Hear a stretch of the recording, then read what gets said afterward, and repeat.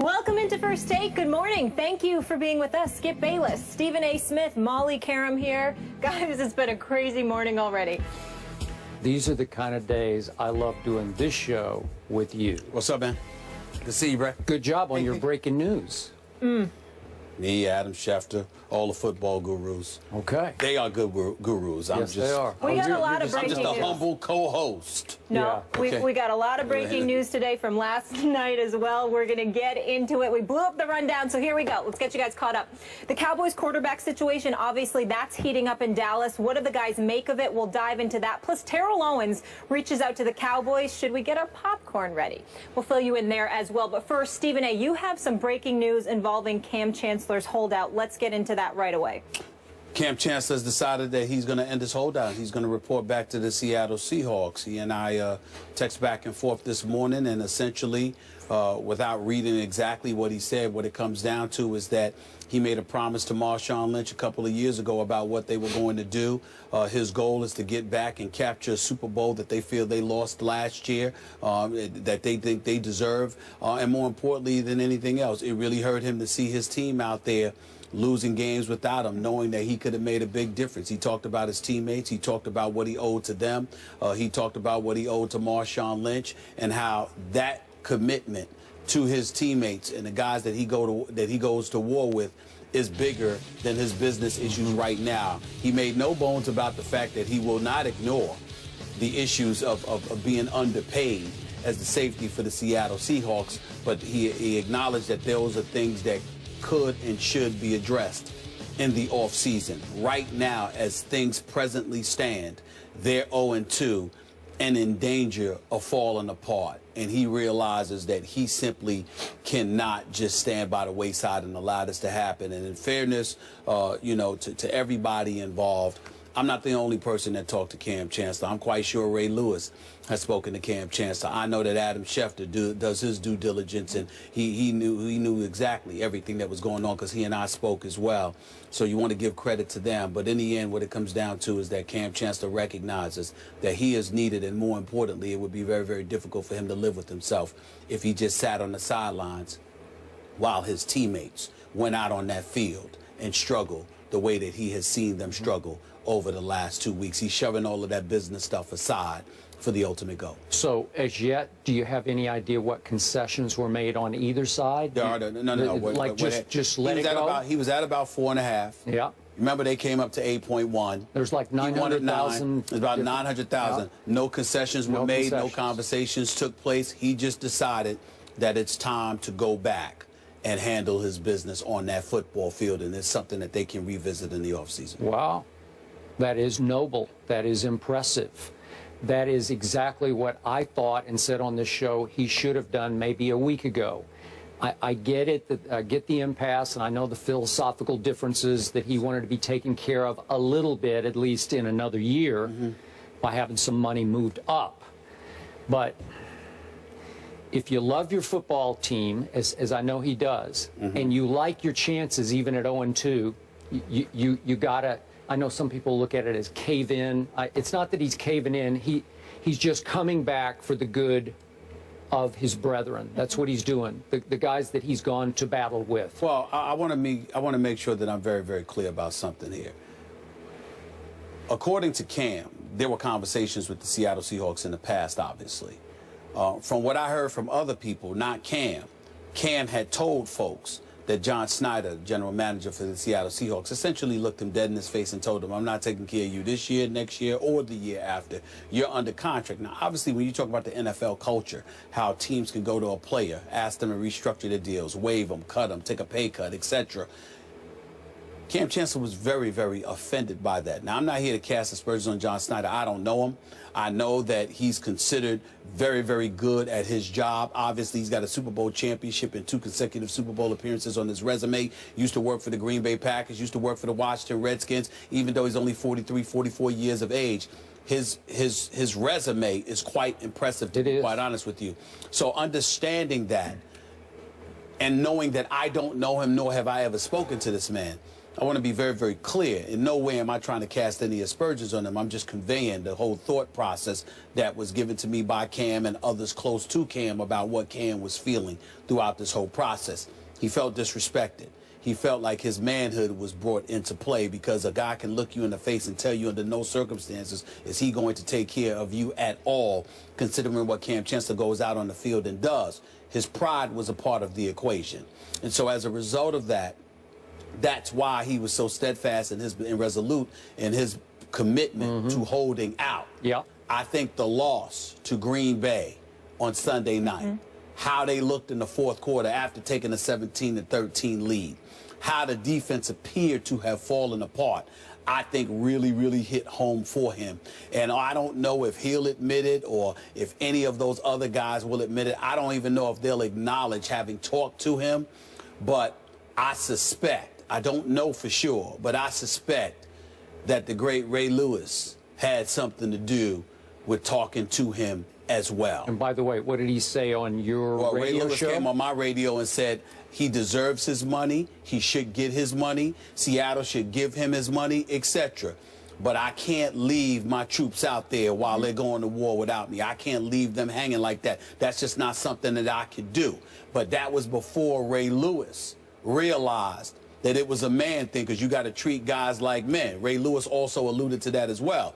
You've got to treat brothers like men. You can't sit up there, look them in their face, and tell them under no circumstances are you going to take care of them. After you took care of Richard Sherman, after you took care of Marshawn Lynch, after you took care of Russell Wilson and a couple of other guys, you can't then turn around and say to the quarterback and the heart and the soul of your defense, who is Kam Chancellor, that we are not going to do anything for you, and expect him to just accept that so easily. That is not something that he was going to do. He was resolute in his commitment to hold out. I believe that his mind changed. And, we spoke an hour ago.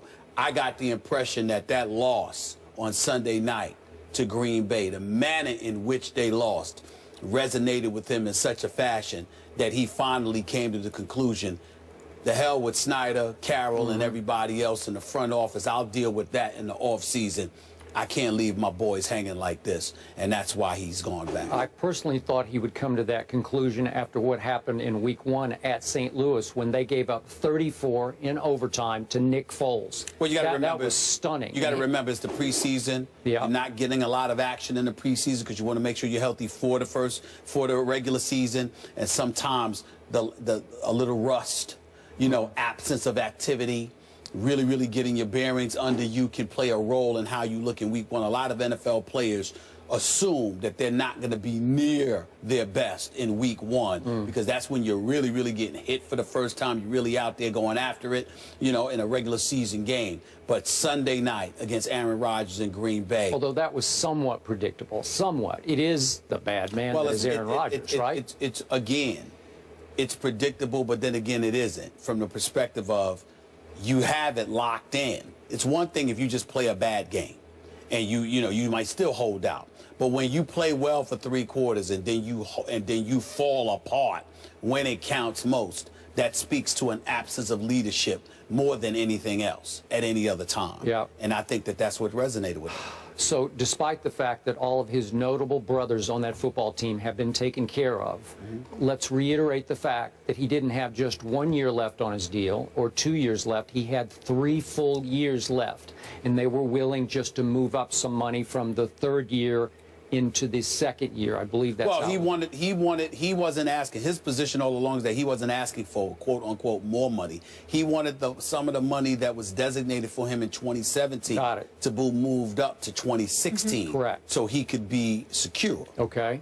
So going forward, this is your Super Bowl pick. Do you think this will immediately change the culture and life in Seattle? Yes. Okay. Yes, so you think they'll get right back on track? I think they'll get right back on track. I think with Kam Chancellor on that field, particularly the kind of mission that he's on, he feels that he's undervalued, not just monetarily, but because of the manner in which he was spoken to by John Snyder, supposedly. He didn't tell me that. A couple of his teammates told me that. But in the end, when you have that kind of feeling, if you thought Kam Chancellor was violent before on the football field, I think you're going to see a little something extra.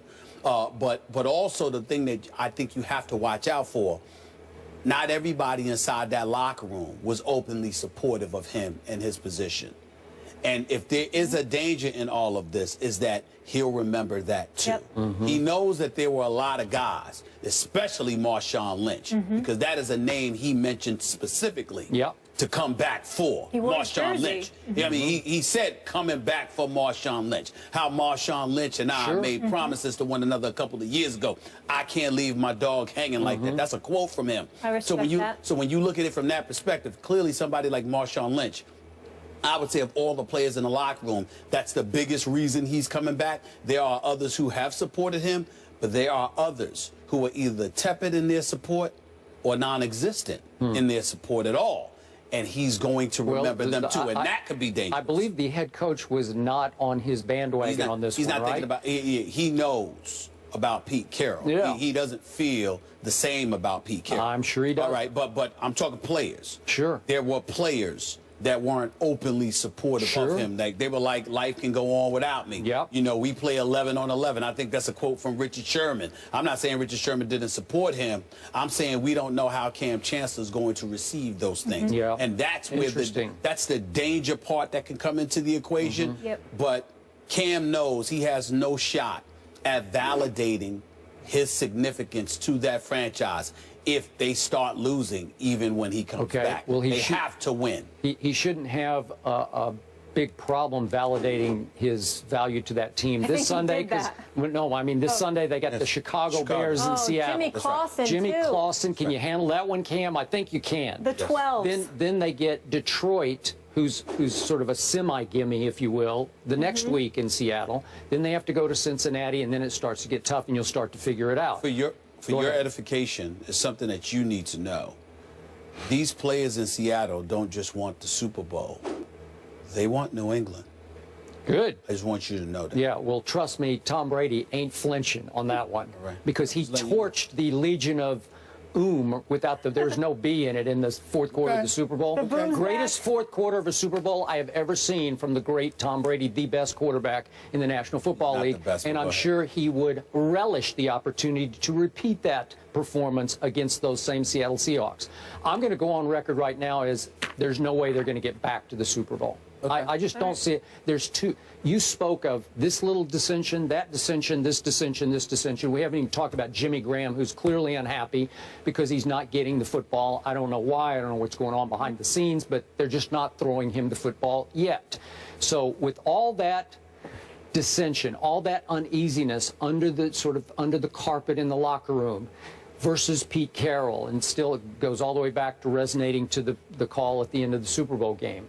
I just don't know if you can climb out of that. I'm not sure about that. We'll see. I have to pay attention to two teams.